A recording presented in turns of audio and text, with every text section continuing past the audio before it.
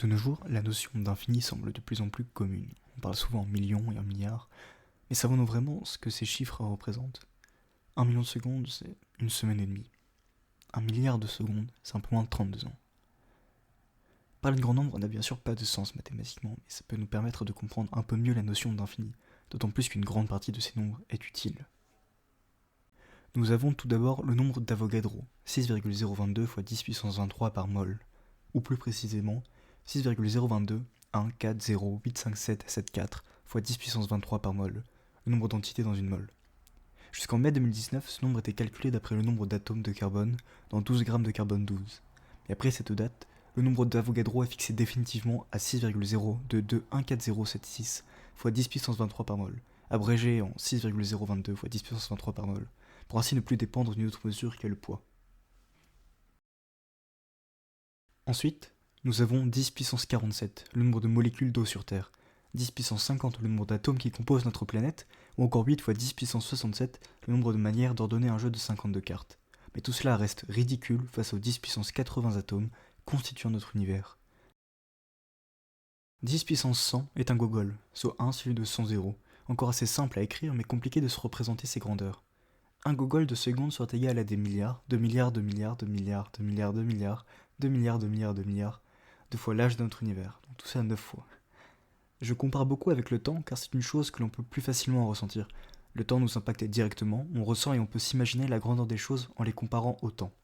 Google dit s'en être servi pour son nom de marque car représentatif de sa mission, organiser l'immense volume d'informations sur le web. Un peu prétentieux. Puis encore nous avons 10 puissance 120, le nombre de Shannon, soit le nombre de parties possibles d'échecs, en incluant les parties dites illégales. Le jeu de Go, lui, admet 10 puissance 600 parties, un peu plus que le jeu préféré de notre cher Kasparov. Vous pensez que l'on est déjà bien assez haut? Ce n'est encore rien, accrochez-vous car oui, les nombres qui vont suivre dépassent notre entendement. Il serait impossible de les écrire même si on le voulait. Il n'y aurait véritablement pas assez de place ou d'atomes dans notre univers pour pouvoir tous les écrire.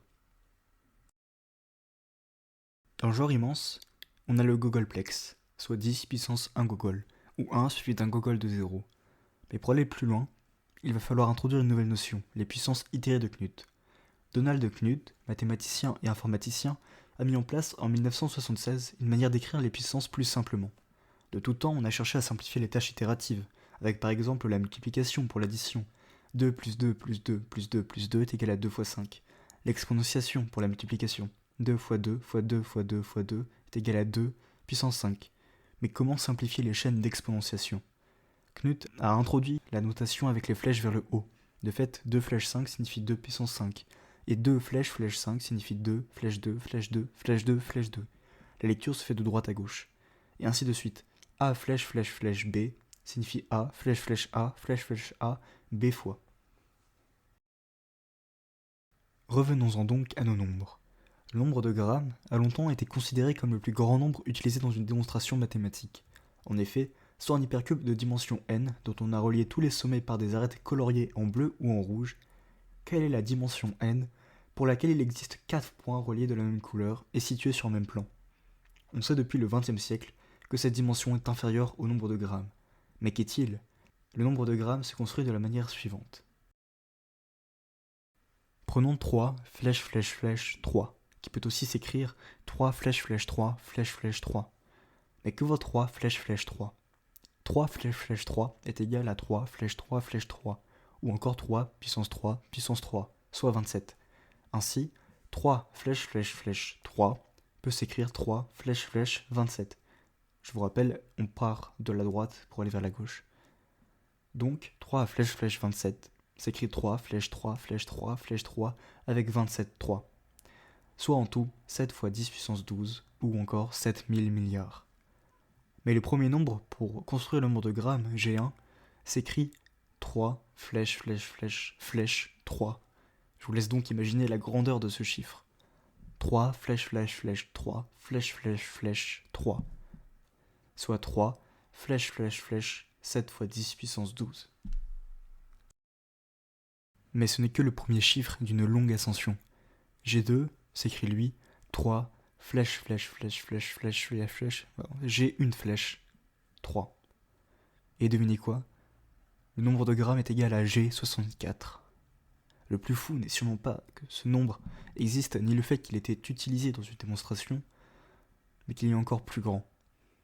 Je vous promets que l'on touche au terme de notre voyage.